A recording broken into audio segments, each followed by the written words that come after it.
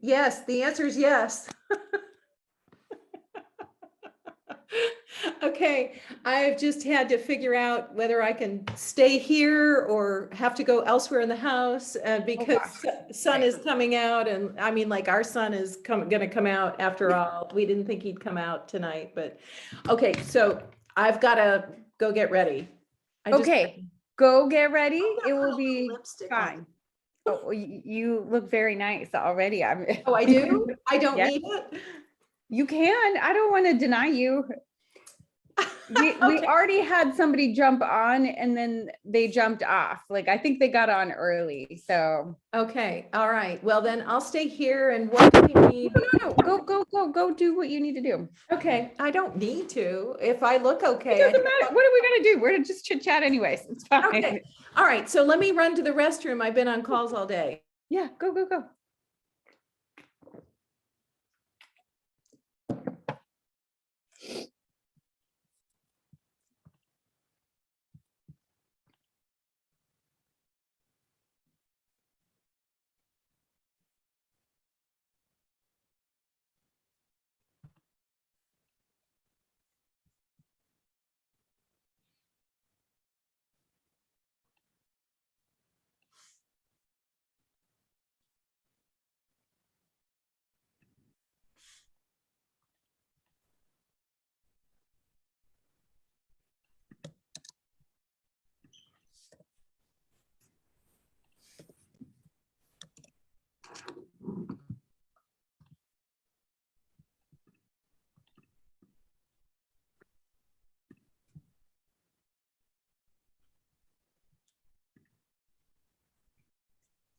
Hi, Jayla. I'm glad that you are joining us again. Hi, Carrie. How are you? Let me turn my camera on. Let me see. Yeah, there's no rush. No worries. Tanya just went to go grab something real quick. So I'm here. And Carrie, do you have, I see we're inviting, we're letting people in. Do you have the sequence of what we're doing? I do. Why don't I email it to you? How's that? That sounds great. Or you can put it in a private chat. Oh, I can do that. Yeah. That's right. Is Kim joining us? No, she's not gonna make it. I Okay. think, I knew that she wasn't going to make the, oh, well, then yes, she is supposed to be making it. it's too big for the chat. Hold on, because I put all my notes in there. Oh, all right, then email me. Hold on. Wait, well, maybe if I cut out the big stuff. I was going to say, Tanya, I know the recording is already going because I set it up to automatically record. But since you're the host, we can officially start recording it when we're ready. If you want to stop it and then re-record. I will stop it. Which is a extension and outreach center at Virginia Tech. And yeah, I'm just going to leave it there. It's plain and simple. Happy to pass the baton over to Carrie.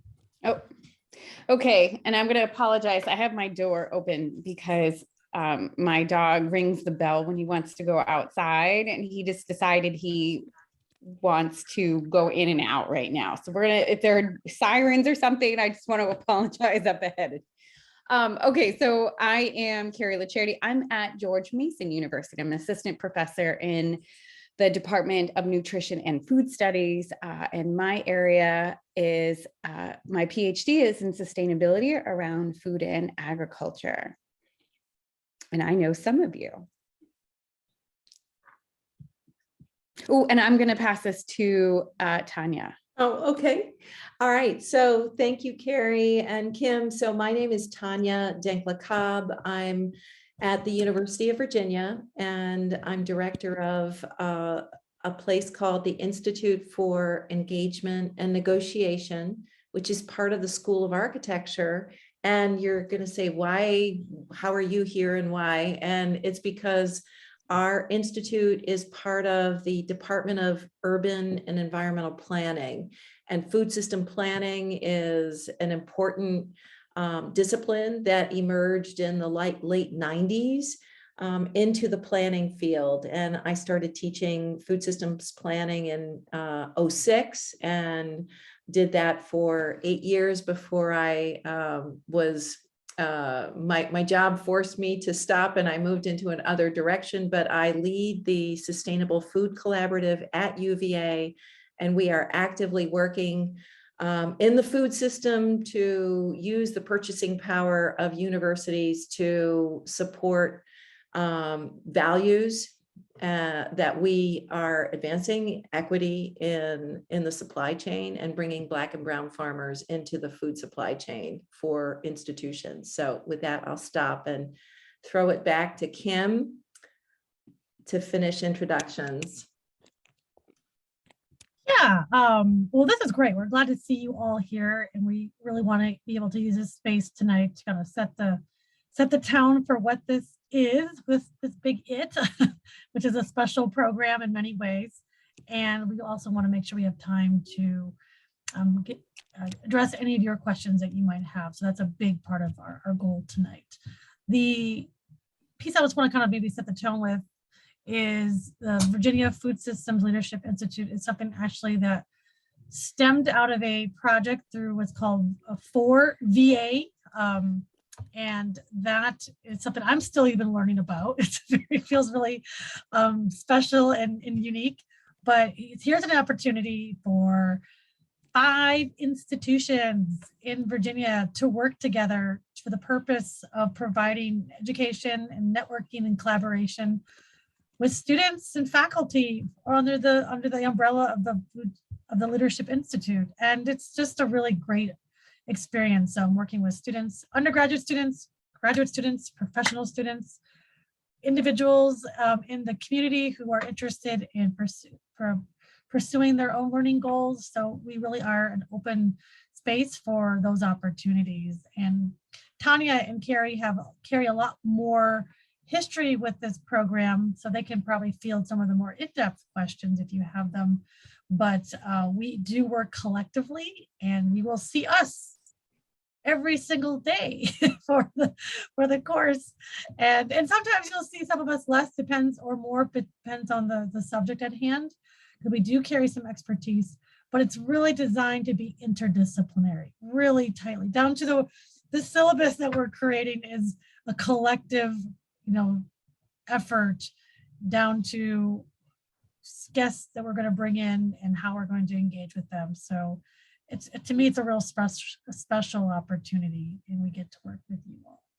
So I think that's what I'm going to be doing at the moment here. I think we're really going to be focusing on what is the Food Systems Leadership Institute, and I think that is going to be handled. I think Carrie, you're doing that next. I think you actually explained exactly what the course and the objectives of. Oh, okay. So, I mean, it's this coalition started as a research coalition to try to figure out how to change and leverage the purchasing within our 5 universities. So if we think about the impact that all 5 of our institutions make on the Virginia food system or the local food system, it's quite significant. So this began in 2000. It was before I got here, 2000. I should have this like 15, 14. Right. And then this course began as a part of it to try to use this course as a research course, meaning like the students would be working on projects to move to change our food systems, our dining services, our purchasing. And so we've offered, the pandemic has disrupted it a few times, but we have offered this in person. We have also last year offered it online, and we're going to be doing it again online. One of the unique areas in this course is the leadership and negotiation component. So I'm going to hand it to Tanya, unless you think I've missed something that I needed to talk to at that moment.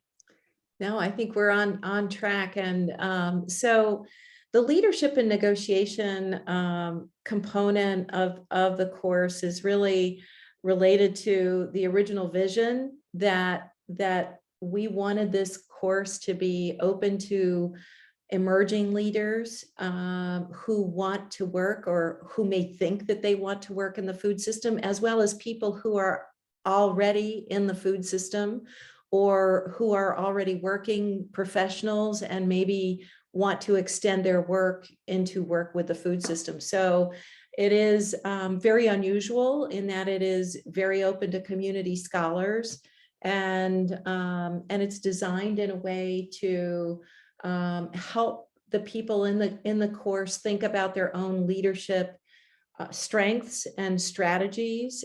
So we'll be using a couple of instruments to think about, to measure, if you will, your own leadership strengths and to think about emotional intelligence. And then we'll be talking about equitable collaboration as a cutting edge tool, if you will, for how to work at the grassroots level in food systems and using it in a very specific scenario. So that's sort of a thumbnail sketch of the kind of thing that you might be seeing if you join the class in the leadership and negotiation piece of it. And then the class structure is a little bit unusual as well. It is a summer course and it's very fast track. So we just say that if you're in it for the 3 credits, it's not a good idea to take on 2 courses at the same time. This will be it. If you've never taken a summer course, you know that it's a little bit like drinking from a fire hose. So, but it's also tremendously exciting and energizing because so much is happening so fast. So the structure is designed for people who want to be able to work and who have summer jobs. So we have structured the class to have two times every day for 10 days. And that is, we'll be meeting from 12 to 1 during the lunch hour, and then early evening from 5 to 6:30, so that you can have a job nested around it, and then evening to work on stuff for the class. And so Carrie, maybe I think I don't have the flyer in front of me, but maybe we can post into the chat the actual dates of the I can do that. of the in-person class. And then we will not be meeting on Memorial Day. I'll just say that right away is we're skipping Memorial Day. And then we move into the research element, where if you're a community scholar, you have the option for joining a team and serving as an advisor to it if you want, which is what happened last year, or just saying, this is enough for me. I've done the class piece and I'll join the final presentation to see what comes out of it. So community scholars have a lot more leeway in how they participate and their role. So the research piece is then we start meeting just, typically the teams are structured and they start meeting regularly, daily we experience they might meet for half an hour, or maybe they need the whole hour. It depends on what they're doing, but it would just be for midday, and the evening time is not needed unless somebody needs that time and wants to meet with one of their colleagues. But typically, once we enter the research portion, the evening falls away. And then we have the final presentation is a presentation of your research work to everybody in the class, as well as any of the people that you spoke with to do the research. And so that's how we close out the class. So 3 credits, 4 weeks, and you're done. We are really super excited about the guest speakers who we are lining up for this summer. They are leaders in Virginia in the food systems at different levels, and Indigenous and African American and more. So you'll be hearing from the grassroots people who are making a difference. And so with that, I will turn it over to Carrie to talk about the research piece. Right. And before we go into the research piece, I want to say, like, one of the it's been touched upon a couple of times, but one of the really unique qualities of this course is the interdisciplinary nature, which both Tanya and Kim mentioned. But I just want you to even look around. It's not just the interdisciplinary nature of the faculty. And we have at least one more faculty member not here, is the expertise span a variety of different disciplines, but also who's in the room. So, I am in a nutrition program, so I will bring a lot of nutrition students to the course, where we've also had a lot of environmental studies students, we've had chefs, we've had food policy people. And so everybody, it really coming together to kind of bring together a unique conversation, because that's what food does. That's what food systems change means. And so this is all very intentional. As far as the research projects, so we have the first time we've had a few different renditions over the years.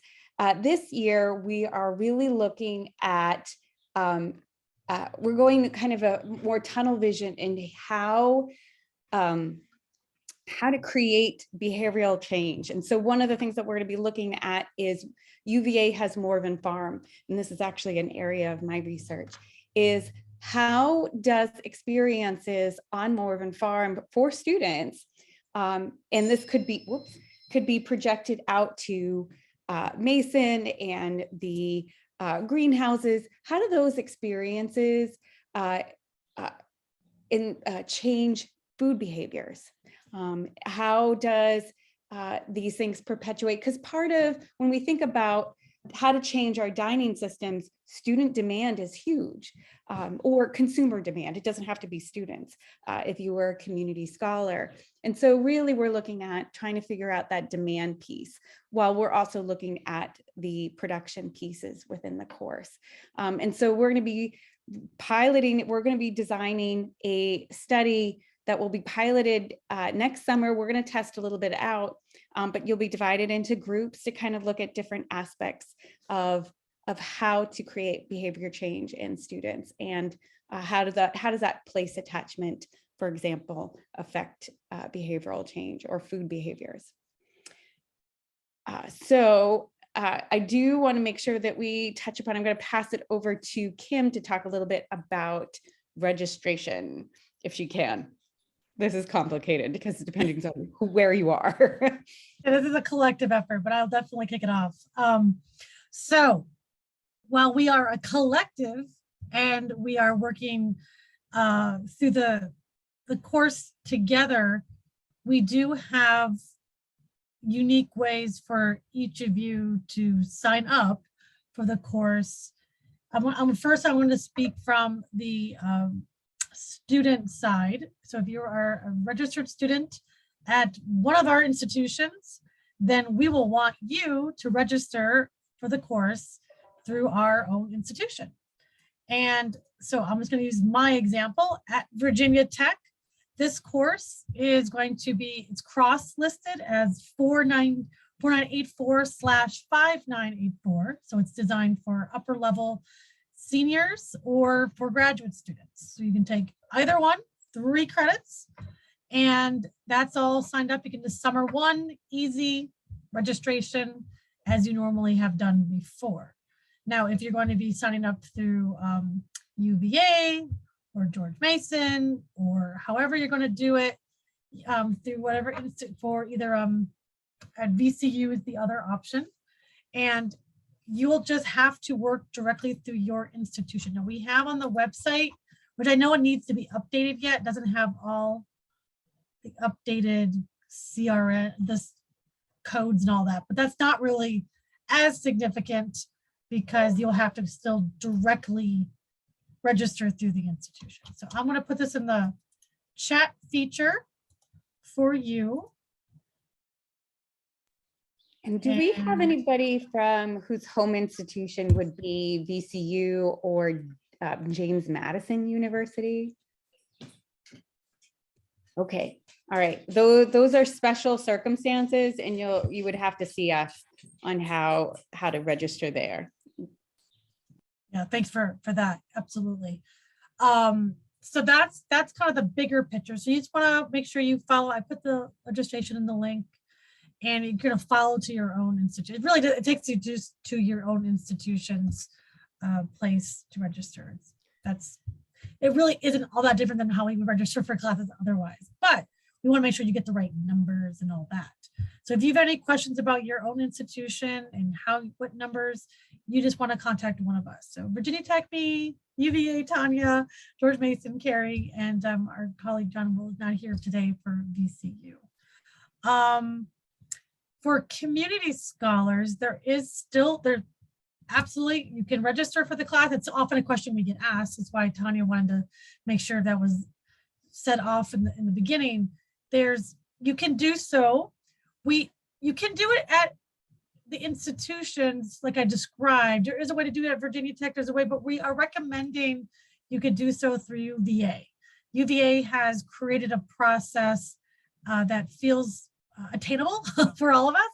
And also Tanya has been in close relationship to that registration set of details. So we're all just want to be on the same page with that one, and would recommend registering through UVA as a community scholar. And maybe Tanya, you may want to say a little bit more about those specific. I want to let Tanya say something, but I also want to say, if you are over the age of 60, each of the universities have a way to do this, but I will say Mason, we have a lot of students over the age of 60. There is a senior, I hate the word senior, it's an adult, it's a waiver. There is a waiver to get, and Mason is very well equipped on doing that or going through that. So if you have questions about that and you're over 60, you can ask me or whoever your home institution might be. And UVA, it's right on the link for UVA. This is a state, it's a state deal. So any of the state universities offers that waiver, and the waiver form is available there on the community scholar page. So that's what I was going to say that as well is, that's one of the few educational benefits of gaining wisdom. Right? If you're 60 or older, you have more wisdom, and so you can join us at a waiver at no cost, which is pretty amazing.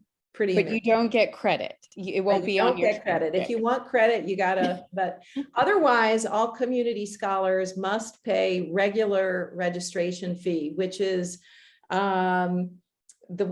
unfortunate, but it is the way it is. And you can opt to audit or to get the credit either way.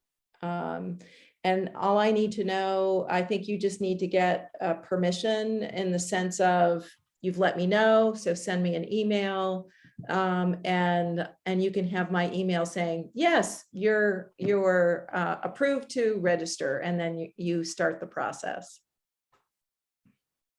So I think that's it. Anything else? And then we can go around. We can see if there are questions. We can find out who's here. I think that was a good overview, but maybe I'm wrong. Everybody will have questions and tell me I'm wrong. And I'd like to introduce Jayla. Jayla, do you want to introduce yourself? Jayla has been helping us with the website and with the flyer and helping to make things happen. Yeah, for sure. Hi, everyone. I am Jayla Webb. I'm a third year at UVA, and I am an intern under Tanya at the Engagement for Negotiation. And I currently work with the Sustainable Food Collaborative, working to further food sustainability, food equity, food justice, etc. So I'm really excited to be here, and I'm the one updating the website and everything, as Tanya said. Okay, so how do we want to do this, Kim and Carrie? Do we want to do a quick go around? Okay, so I'm going to call out people as they appear on my screen. So we'll start with Lady. And if you could share, what you're studying or why you're interested.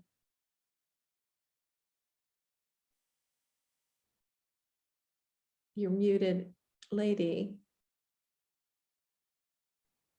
We can, as you. Oh, hey, sorry.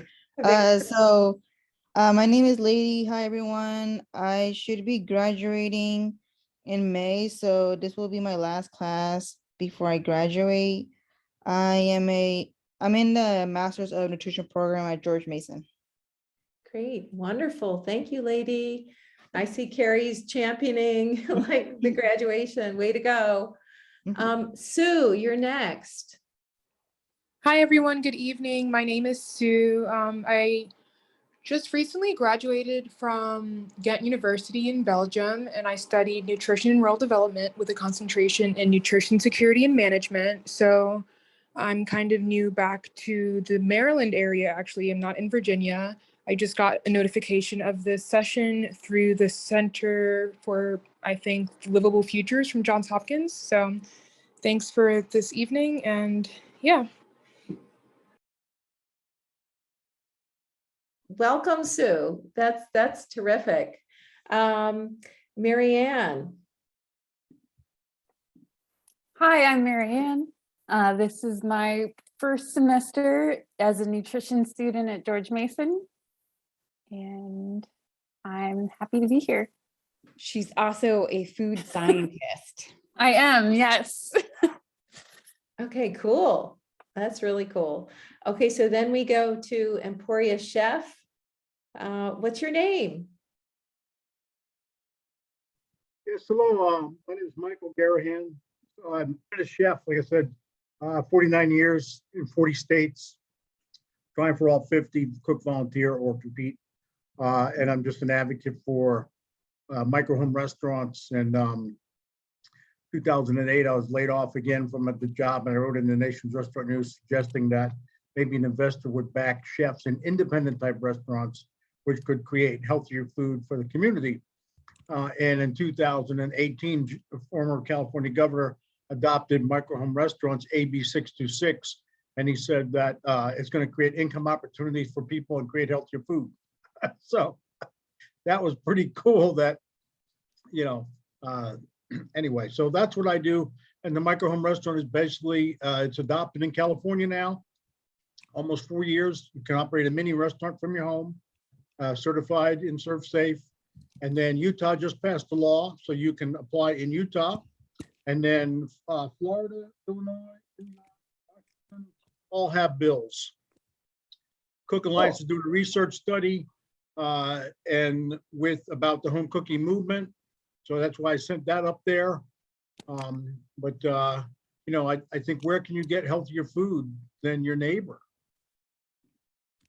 So Yeah. that's a little bit about me. I'll just finish with the Arizona Food Policy Council wants you to have access to healthier food within a quarter mile of your home. Cool. That's an Thank excellent you. policy, pretty radical. Yeah, thank you. Janelle. Hi there, everyone. I'm so happy to be here. I had to relieve the aide that was with my mom, so I missed a few things, but hopefully I'll get caught up. So I have been a chef as well for about 20 years. And now I have, in the past 11 years, I have been working for SNAP, SNAP Ed. So I work through Virginia Cooperative Extension, and I spent 10 and a half years as a program assistant for SNAP Ed, and now I am an agent. My passions are healthy food access. I do, like, all of my free time is spent, in partnering with organizations to increase healthy food access. So nutrition education and all those things. I'm currently officially halfway through my master's program at Virginia Tech in leadership studies. Thank you. It is quite a haul when you're 54, I'm telling you what. And I am secretary of the Lynchburg Area Food Council. I'm active in our regional group of the Hunger Action Coalition. My passion is people and increasing access to healthy food as well as nutrition education. So I am thrilled to be here, and I'm a big fan of Kim. So that is also another reason I'm here. So I just can't wait to get to know everyone and share this journey with you. Thank you. Yeah, wow, that's awesome. This is why we're so excited at the idea of community scholars. Just really brings perspectives that students wouldn't otherwise have access to. So fantastic, thank you. And so Tithi. Hi everyone, I'm Dithi Sania. I'm a PhD student in constructive environment at the School of Architecture at UVA. This is my first year. My topic of research is landscape of food systems and deindustrializing shrinking cities. Very complicated as I start to learn and unlearn a lot of technical things. So I'm just excited to be here and get to know more people and engage with communities actually, and how they understand the local food system. Yeah, great. Thank you so much. Good to see you again. Hi, Tanya. I was gonna say our collaborator from VCU this year is we have a visitor. Is John Jones, who is is environmental planning, but his background is in local policy and planning in urban systems. So you'll probably enjoy him. Yeah, I think so. Absolutely. And then James. Yeah, hi. Tanya remembers me from the second annual, I think, Virginia Natural Resource Leadership Institute, which would have been pre-2000, so last century, I think.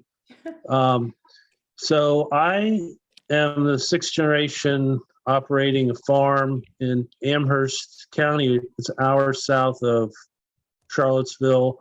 We have beef cattle there, and that, I guess, is kind of my interest in the agricultural food side of things. I studied crop and soil science at Virginia Tech, and I had been keeping up to date with a lot of the early announcements, and this popped up and sounded really interesting. So I'd just be interested, I think, in pursuing it. And since I turned 60 last month, maybe I'll qualify for the waiver. Yeah, congratulations. Like this is one of the few bonuses, right? It's fantastic. It's good to see you and hear your voice again, James. It's fantastic. And Aline.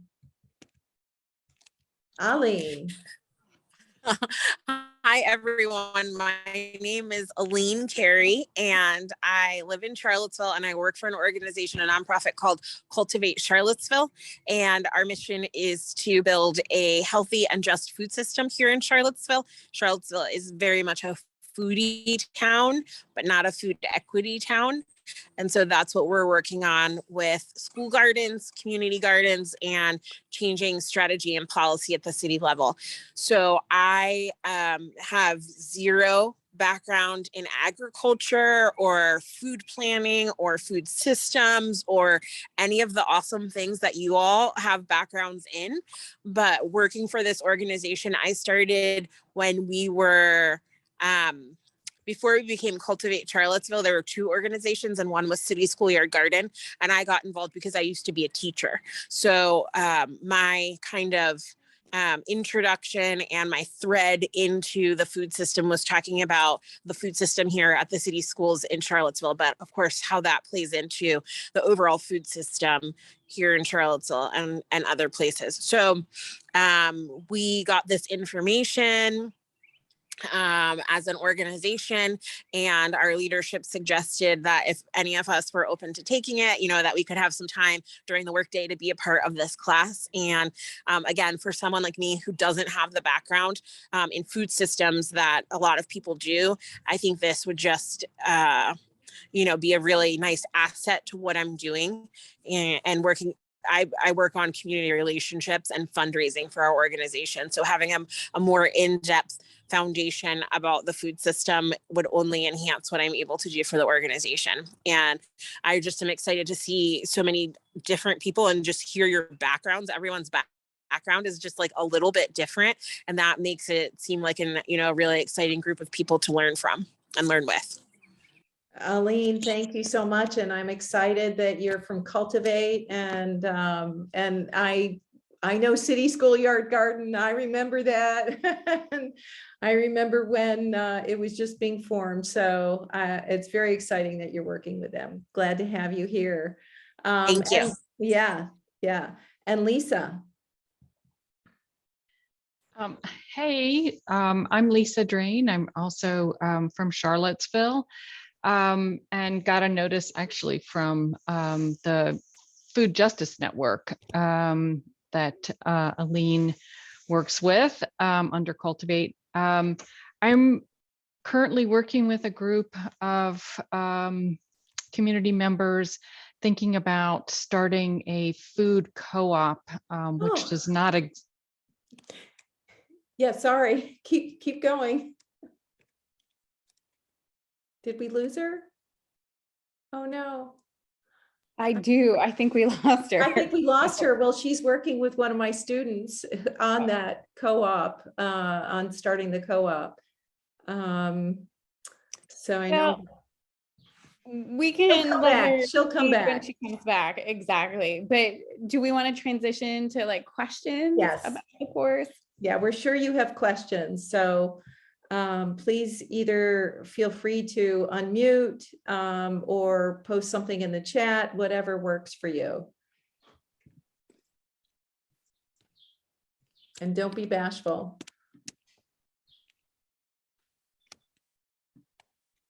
No, no question.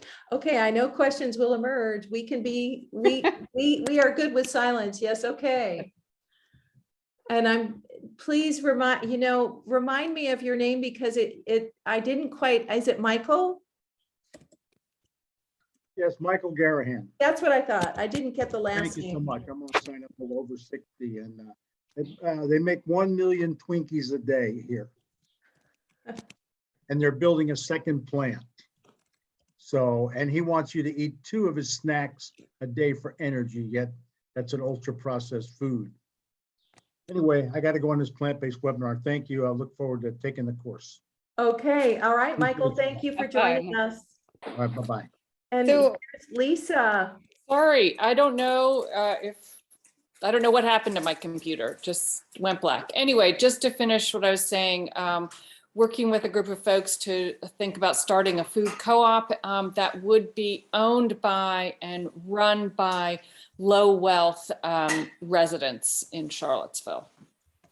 So thank you.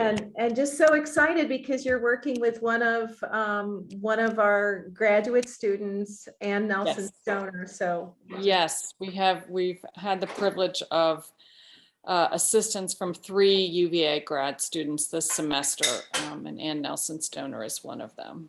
yeah, and she took this class last summer, so it was She told me. She told me. great. All right, Thank and I you. see Titi has raised her hand. Hi, I was just wondering how are you defining community scholars and who makes up the community scholar? And that's something I wanted to know, just because, yeah, just to figure out where I lie as a student or a PhD student.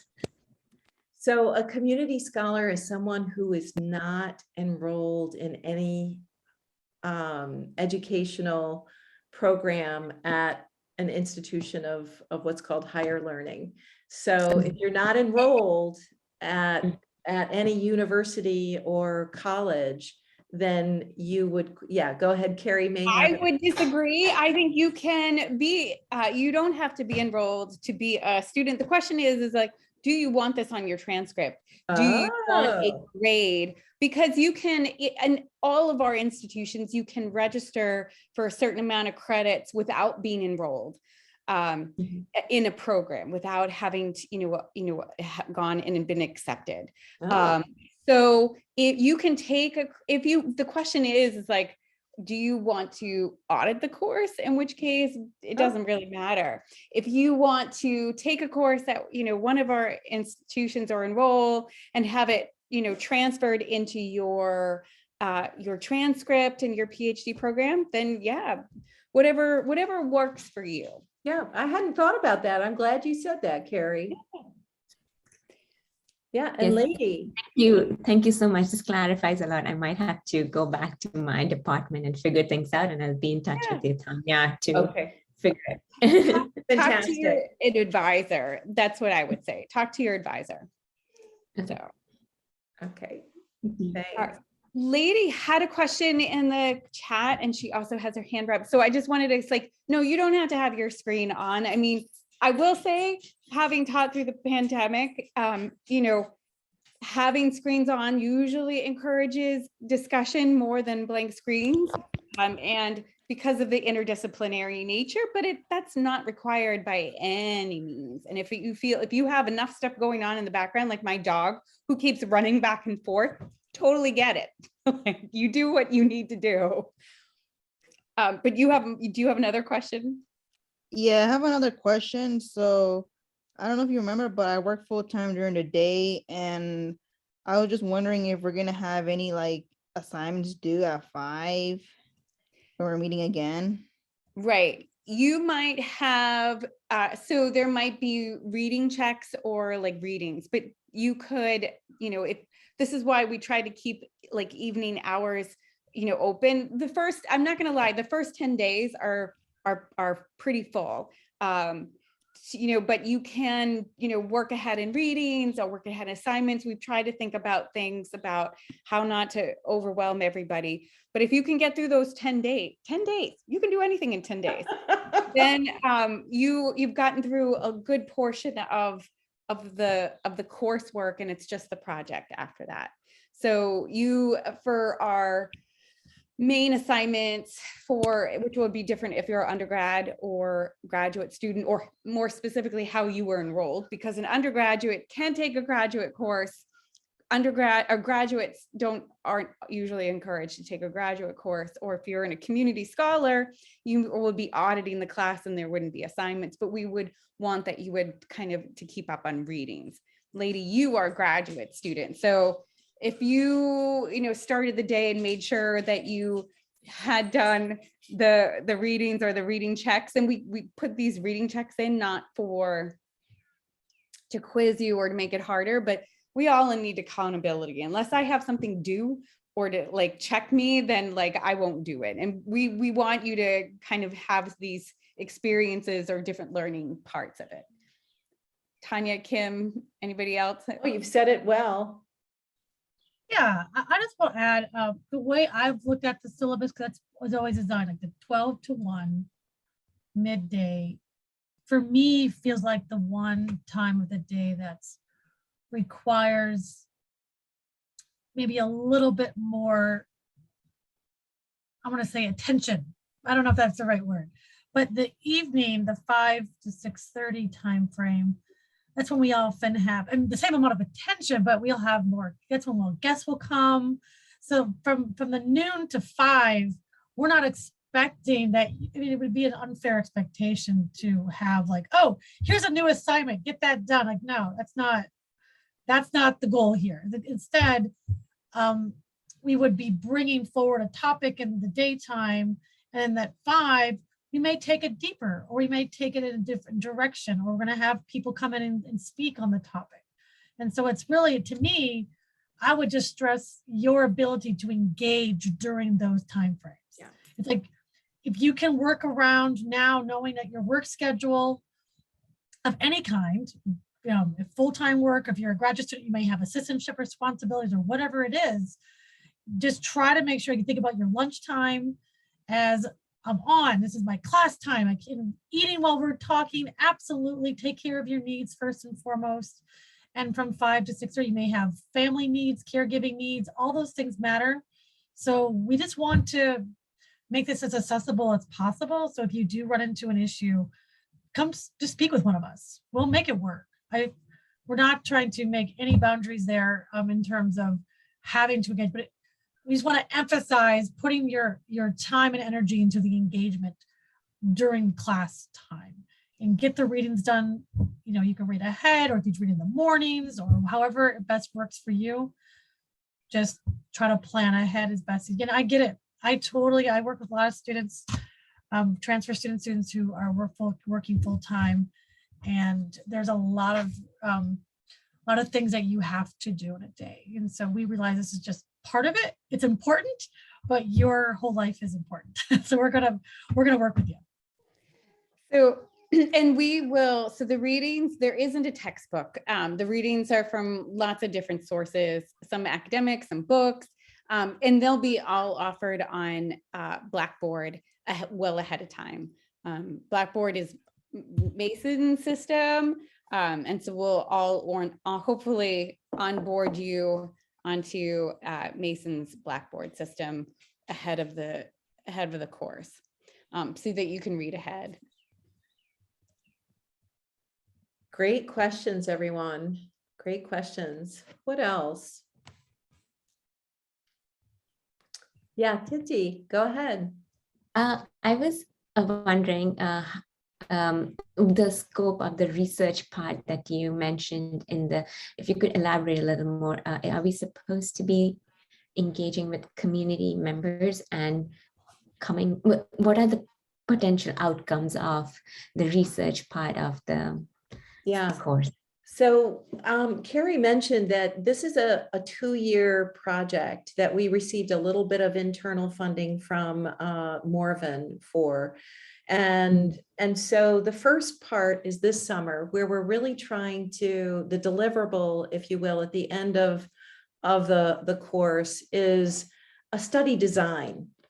And so the teams will be, I don't have the list of the different teams in front of me, but they will be divided along, I think we have 4 or 5 different topics outlined that you could choose which one you're most interested in.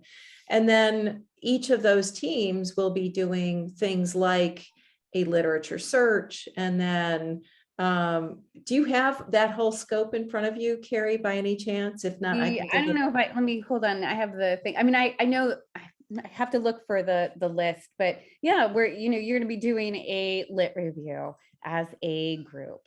And part of that lit review is looking at what is the best way to, one group might be looking at emotional pedagogies, another group might be looking at campus farms and gardens more as a place, or one could be on place attachment, because what we know in any type of behavioral change is that giving people more knowledge doesn't necessarily work. You have to get at the emotional attachments, the place attachments.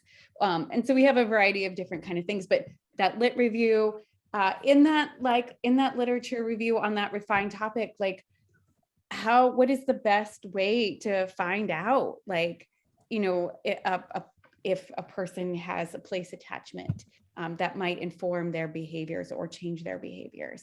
And so part of that is going to be looking at those methodologies, but we're hoping to connect each of the groups with somebody who is a student working at Morven or participating in Morven, just to get that kind of perspective, and to not pilot, because we're going to be doing that more next summer, but to test it. Because that's the best way to look at it. Is this really doing what you wanted to be doing? How, and it could be, looking at using a scale. It could be, asking interview questions. Is it photo elicitation? How is the best way to kind of measure what that type of engagement or that behavior change?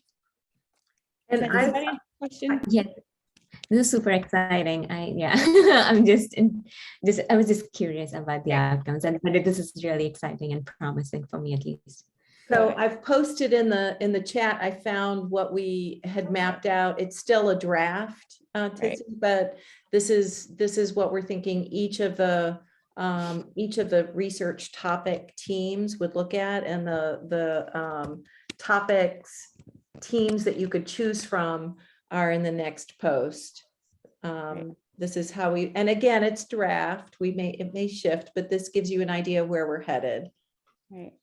Now, We had another question about essay papers. This is a good question whether or not you are registered as an undergraduate, registered as a graduate, or you are auditing the class as a community scholar. If you are as a community scholar, you don't have to do anything. We hope that you do come to class, that you are engaged in conversations, that you kind of keep up a little bit with readings to kind of engage in the discussion. We love it. We had community scholars that did do the research project last summer. We had some community scholars that did not, and they gave great feedback at the end. So it's up, if you're auditing the class, like it's up to you whether or not how much you're engaged. For the graduate students, this is a short timeline. You guys are going to be there are these positional papers. Can sustainable agriculture feed the world? Should we monetize natural capital in full cost accounting? I know that doesn't make any sense unless you really know environmental economics, but I get excited about this. It's good to understand. We'll get there. We don't have time today. And the last one is, will the obesity epidemic can be solved by individual agency, meaning individual behavior or policy? So you're going to be answering those questions using the readings, using that, and it's a short and a truncated kind of paper. Our undergraduates, you are going to have these online discussions kind of in a similar format. So just a lower criteria if you are an undergraduate student. Lady, did that answer your question? Yeah, it did. Thank you. Okay. Okay. Great questions. What else?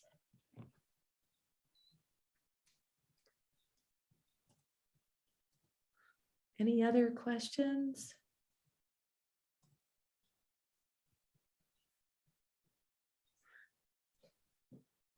Well, we are here.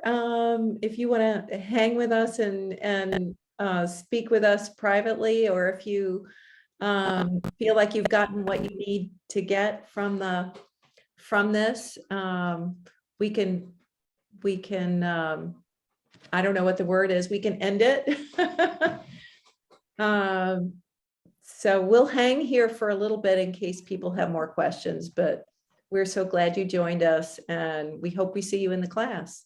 Yeah, it's been super exciting to hear from all of the range of expertise that you guys have. Thank you so much. This was super helpful. Thank you so much for taking the time to really walk us through it and let us know what to expect. Yeah, thank you, Aline. Hope we get to see you. Mm-hmm. All right. Yeah, don't hesitate to ask Thanks a questions. lot. Yeah. See you, James. And Lady, thanks. Thank you. And Lady, just so you Thanks, know, bye everyone. thank you. Yeah. This isn't that far different from the course that this is kind of a version of the course that I teach in the spring normally. If you've heard anything about